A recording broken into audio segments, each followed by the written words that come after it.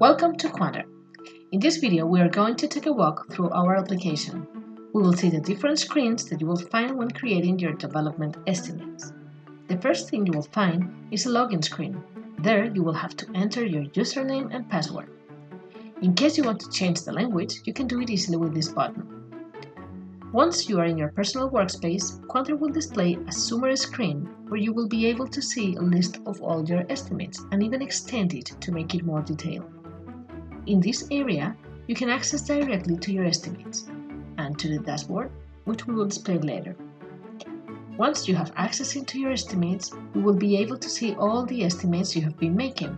As you can see, there are a series of indicators that explain the status of each estimate.